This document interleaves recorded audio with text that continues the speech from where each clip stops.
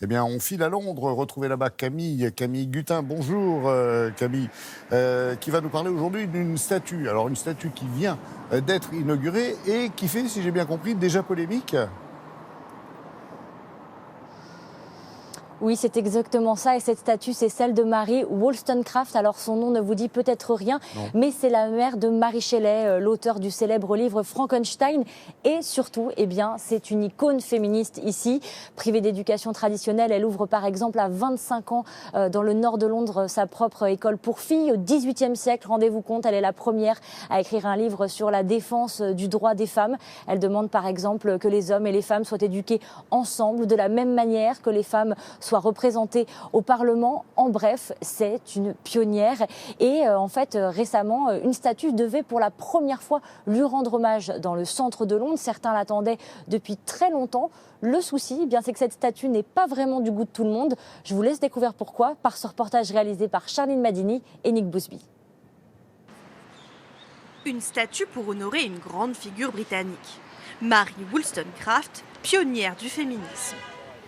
Mais dans ce parc londonien, l'hommage est loin de faire l'unanimité. Je trouve ça un peu grossier et maladroit. Ce n'est pas une bonne représentation du féminisme. C'est une femme nue en haut d'un amas qui ne ressemble à rien. La statue célèbre Mary Wollstonecraft. Philosophe et écrivaine britannique du XVIIIe siècle, elle est une pionnière du mouvement féministe. L'une des premières à critiquer le patriarcat et à revendiquer l'égalité des sexes. Une représentation dans le plus simple appareil. Voilà le problème selon ces militantes.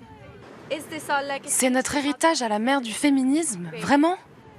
Dès le lendemain de son inauguration, pour rendre justice à Mary Wollstonecraft, certaines la couvrent même d'un t-shirt. Depuis, pancartes, slogans se multiplient au pied de la statue pour demander son retrait. Les femmes sont représentées nues, alors qu'il y a des statues partout dans Londres d'hommes et ils sont habillés. Personne ne mettrait une statue de Churchill avec son pantalon baissé. Des accusations que réfutent ceux à l'origine du projet. La nudité permet ici l'universalité, selon eux. L'artiste a voulu créer quelque chose de différent, intemporel, sans race ni classe sociale, pour que cela représente toutes les femmes. Mais à Londres, où 90% des statues célèbrent des hommes, la réponse ne semble pas convaincre. Pourtant, Camille, on avait cru comprendre que Londres s'était lancé dans une vraie réflexion sur la représentation des femmes dans l'espace public.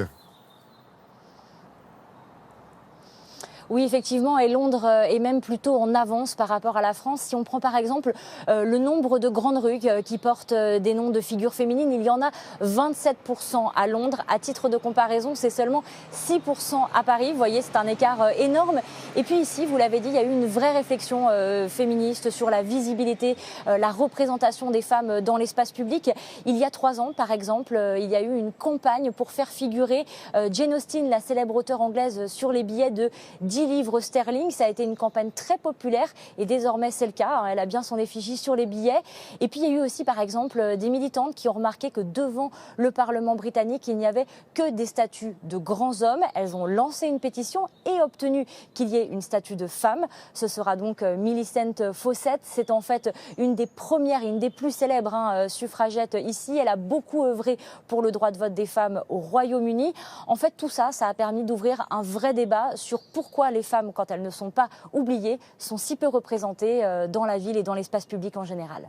Merci beaucoup Camille, on vous souhaite une très belle journée à Londres, un joli vendredi.